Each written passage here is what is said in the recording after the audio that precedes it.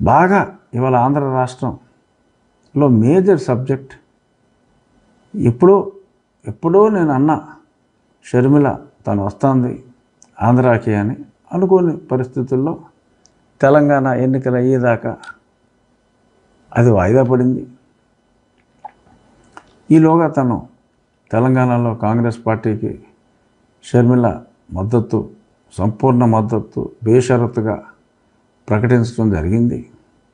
మరిప్పుడు తాజా పరిణామాల ప్రకారం రేపు రాబోయే జనవరి తొలి 10 రోజుల్లో ఏ రోజన్నదో యథమిద్ధంగా చెప్పలేకపోయినప్పటికీ బిట్వీన్ 5th and 10th మరి షర్మిల గారికి ఆంధ్రప్రదేశ్ కాంగ్రెస్ కమిటీ మహిళా అధ్యక్షురాలుగా అవకాశం దక్కబోతోంది అన్నట్టుగా తెలుస్తోంది.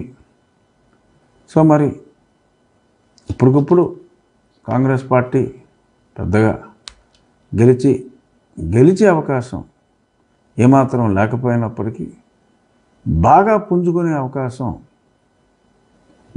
ఎక్కువగా ఉంది. ఎందుకంటే మరి వారి నినాదం ఏ రకంగా ఉంటుందో మనం ఈజీగా ఊహించగలం. బాధని తెలిసినప్పటికీ కూడా స్పెషల్ కేటగిరీ స్టేటస్ కావాలి, మేము కేంద్ర ప్రభుత్వంలో వస్తే ఇస్తామని చెప్పగలరు. సో కాబట్టి స్పెషల్ స్టేటస్ని ఎత్తుకుంటారు.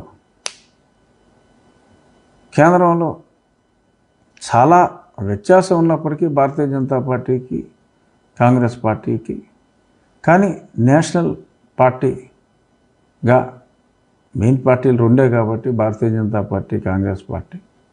సో వాళ్ళకి మేము ఓకే స్టీల్ ప్లాంట్ని ప్రైవేటీకరణ చేయలేము అని ఇలా కొన్ని పాయింట్లు చెప్పుకునే అవకాశం అయితే ఉంటుంది. మరి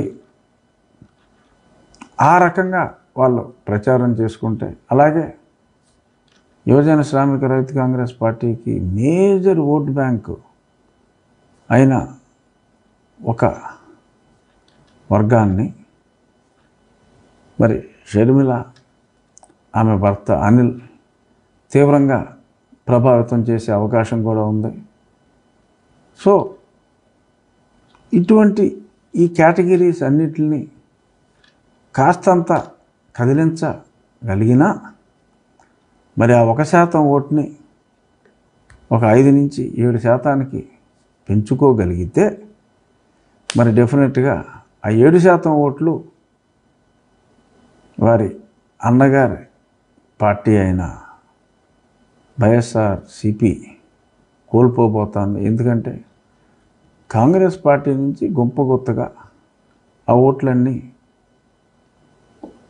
వైఎస్ఆర్ కాంగ్రెస్ పార్టీకి మళ్ళిని, అదే ఓట్లో ఆ మళ్ళిన ఓట్లలో అంటే ఒక 40% రెగ్యులర్ కాంగ్రెస్ ఓటింగ్ అది మళ్ళింది, కొంత న్యూట్రల్ ఓటింగ్ వీరిని నమ్మి వచ్చింది 50%. ఆ న్యూట్రల్ ఓటింగ్ ఎటు తిరిగి తెలుగుదేశం కూటమికి కంఫర్టబుల్గా మారిపోతుంది.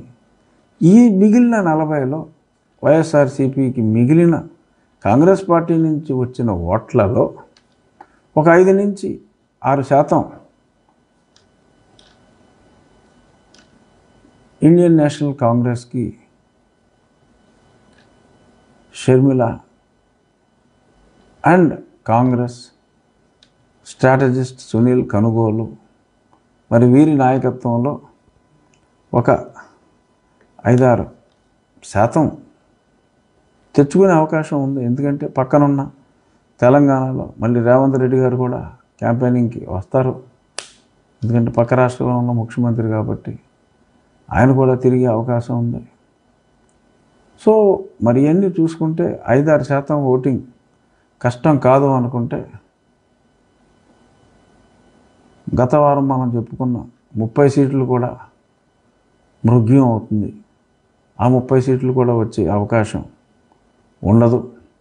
మరప్పుడు చూడాలి ఎన్ని సీట్లు వస్తాయో. It is anybody's guess.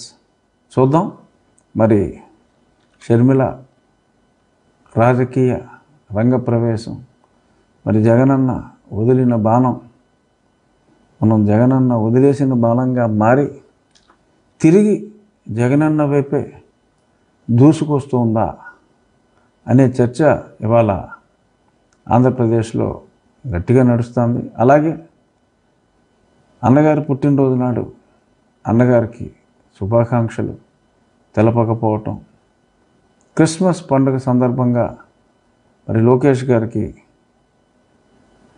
Christmas కానుక అందించటం, మరి దానికి లోకేష్ గారు కూడా చక్కటి ప్రతిస్పందనతో కృతజ్ఞతలు తెలియజేస్తూ విషెస్ తెలియజేయటం. ఓకే, వాళ్ళ పార్టీ వేరు, బట్ పార్టీల మధ్యన మరి ఒక రకమైన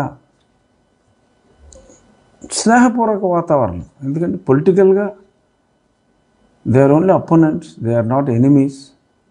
జగన్మోహన్ రెడ్డి గారు పార్టీలో ఉన్న వాళ్ళని కూడా ఎనిమీగా చూస్తాడు, కనీసం అపోనెంట్గా కూడా కాదు చూసేది. సో ఇదొక మంచి సాంప్రదాయం. ఒక పార్టీ ఇంకో పార్టీ వాళ్ళు ఇలాగా శుభాకాంక్షలు తెలుపుకోవటం, ఇదంతా మంచి పరిణామం. పార్టీలుగా ఎవరిదారులు వాళ్ళు అయినప్పటికీ ఈ రకంగా శుభాకాంక్షలు తెలియజేయటం మంచి పరిణామం. So beyond that I don't want to discuss any more as far as that case is concern. కానీ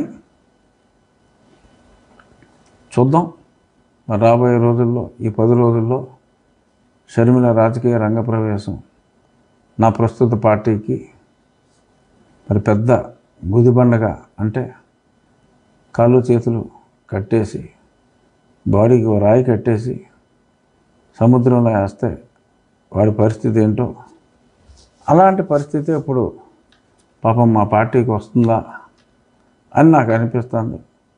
రాకపోయినా సర్వేల ప్రకారం అవుటే, కానీ ఇది కూడా జరిగితే ఆ అవుటుకి నో డౌటు అన్నట్టుగా వ్యవహారం ఉంటుంది. చూద్దాం. Welcome Sharmila, you take it up. మరి చూద్దాం.